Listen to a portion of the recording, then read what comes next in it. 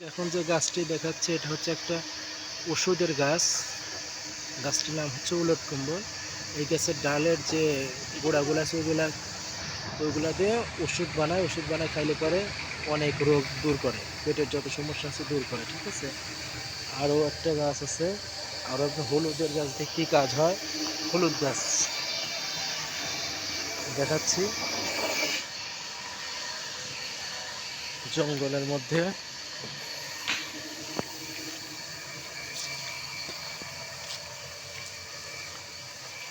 এই যে হলুদ গাছ, আপনার কারোর মুখে যদি ব্রণ টন থাকে, ব্রণ থাকলে, মেস্তার দাগ থাকলে কাঁচা হলুদ আর তার সাথে কাঁচা হলুদ একদম ফিনিশ করে নিয়ে মুখে নিলে ঠিক হয়ে যায়। আর তার সাথে যে হলুদের ফুল দেখেন, হলুদের ফুল যে রসটা আছে না, এই রসটা নিলে আর মুখে যে দাগগুলো, মেস্তা আবার ছের মতো হয় সাদা সাদা, গায়ে দিয়ে মুখ দিয়ে হয় না, এই হলুদ গাছের ফুলের পানি এটা নিলে, প্রতিদিন নিলে পরে আপনার হচ্ছে ইনশাল্লাহ সেরে যাবে। হলুদ গাছের কার্যকরিতা এটা হয়তো আপনারা জানেন না। হলুদ গাছে অনেক কার্যকরী, ফুলেও কাজ করে, হলুদেও কাজ করে, কাঁচা হলুদেও কাজ করে, শুকনো হলুদেও কাজ করে। আর যে গাছটা দেখালে মূলত কম্বল, ওই গাছের ফলেও কাজ করে, আর ওই গাছটা হচ্ছে গাছের ডালেও কাজ করে, মানে পাতা যে ডাল আছে ওইটাতেও কাজ করে। পেটের যে কোনো প্রবলেম থাকলে ঠিক হয়ে যায়। অনেক ওষুধি গাছ আছে এদিকে।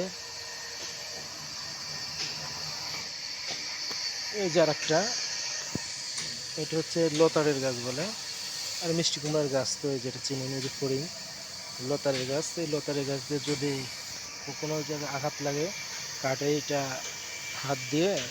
দুই হাত দিয়ে ফিনিশ করে হাতে লাগাই নিলে পরে, এই লতারের গাছটা লাগাই নিলে পরে রক্ত বন্ধ হয়ে যায়। ঠিক আছে, এটা নিলে রক্ত বন্ধ হয়ে যায়। এইটার কাজ এইটা, আশা করি বুঝতে পারছেন। আর ছাগল খাচ্ছে দেখেন,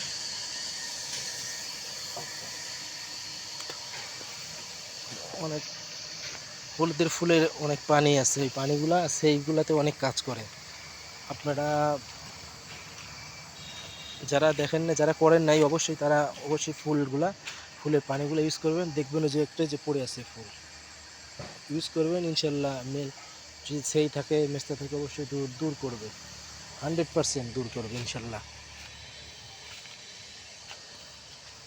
আর এগুলা কচু মানুষ তো খায়, শহরের মানুষ কিনে খায়, গ্রামের মানুষ উঠায় খায় ভালো কচু। আর এদিকে যোগ আছে, সাপ আছে, অনেক কিছু আছে, সেজন্য সাইড দিয়ে যাচ্ছে। সবার তো জীবনের ভয় আছে। হলুদ এখন হয়নি যে এটা কি গাছ লাগাইছে এটা আমি বলতে পারছি না, এই গাছের নামটা আমিও তো সঠিক বলতে পারতেছি না। তো সবাইকে দেখাইলাম ইনশাল্লাহ। অবশ্যই ভিডিওটা দেখবেন এবং লাইক, কমেন্ট, সাবস্ক্রাইব করবেন প্লিজ আমার চ্যানেলটিকে। সবাই ভালো থাকবেন, সুস্থ থাকবেন, আবারও ভিডিও নিয়ে আসবো ইনশাল্লাহ। আল্লাহ হাফেজ, আসসালামু আলাইকুম।